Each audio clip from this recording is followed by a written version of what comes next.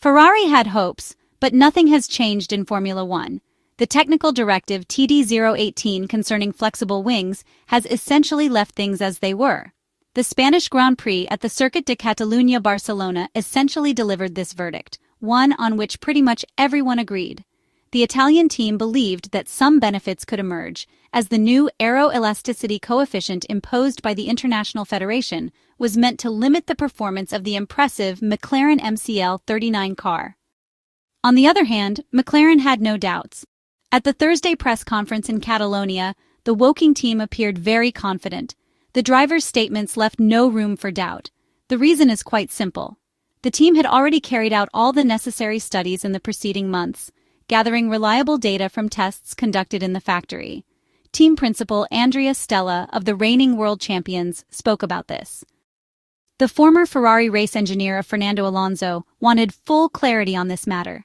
For this reason, Lando Norris had already tested the new specification during the Emilia-Romagna Grand Prix weekend at the Imola circuit in order to comply with the new rules on front-wing flexibility.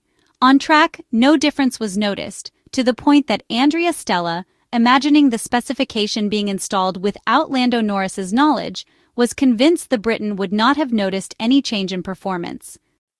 The impact was described as negligible, as the association of the numbers extracted from the analysis fully confirmed this. The differences were far too small to think they could alter the balance on the track. The value of disparity between the two components was very close to zero. The long planning of this directive allowed the teams to calmly study the situation regarding the car's characteristics.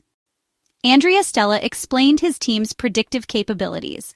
The impact of the new rules regarding aeroelasticity was deemed irrelevant.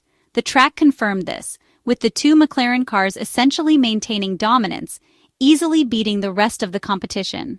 We observed various modifications on both the front and rear specifications, as the slightly less damped contribution of the wings slightly altered the handling of the cars.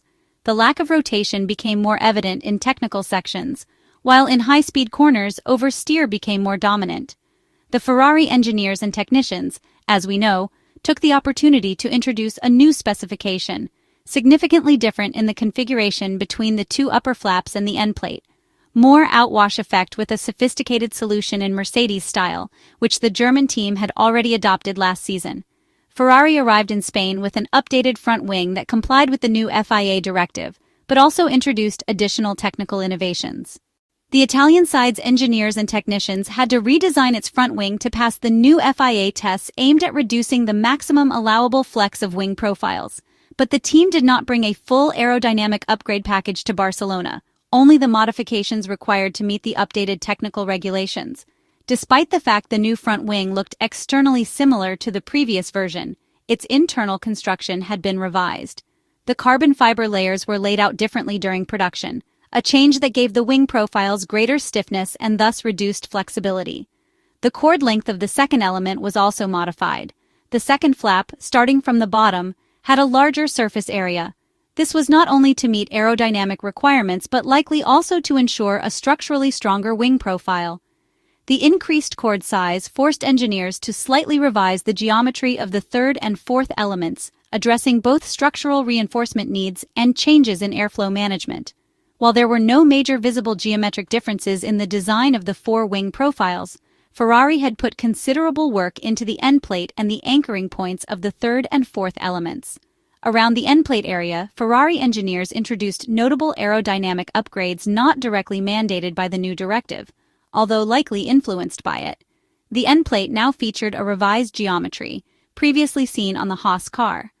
The connection between the third and fourth flaps and the end plate also received updates.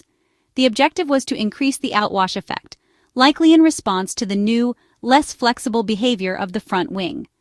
It appeared that Ferrari aimed to recover aerodynamic efficiency in areas still permitted under the regulations, compensating for what was lost due to the structural changes. Observers noted that Ferrari had been the most conservative team when adopting a flexible wing and one of the last to introduce it. Over the past few days, the Maranello team has been studying the data collected during the Spanish Grand Prix weekend in Barcelona. Back in Maranello, both main drivers were present in the last few days, as Charles Leclerc and Lewis Hamilton continued working on the simulator. The latter will continue pushing like his teammate, contributing to the development and refinement work on the SF-25. However, in his case, he believes that thinking ahead to 2026 would be the right move, reflecting on Ferrari's current state. As we had anticipated months ago in a dedicated article, cars already more problematic in terms of balance would encounter more difficulties. Confirmation of what we wrote at the time comes directly from Andrea Stella and from what we candidly observed on track. It was plausible that this would happen, and so it did. And once again, it sadly seems that Ferrari lacks sufficient technical expertise. The Maranello team was convinced that things could change significantly in terms of performance. We have said and repeated this several times, a fact that is, in some ways, inexplicable, since theoretically, the historic team should have the same tools at its disposal as McLaren. Ferrari, too, should have known that such differences would be rather negligible. It remains to be understood, therefore, how Frédéric Vasseur and company could have imagined a different outcome. Preparation in Formula One is everything. Knowing the technical projects inside out and being able to evaluate them thoroughly is the key to achieving one's goals. The fact that Ferrari failed to foresee the potential results, unlike the impressive McLaren, highlights and explains the technical delay the Red Team is still paying for. Considering Ferrari's desire to close the gap to the frontrunners, one must ask whether it has the expertise to achieve this goal. Frédéric Vasseur even spoke of 3 months to complete this work. We are therefore talking about September, by which time the Woking team will no doubt have already sealed both world titles.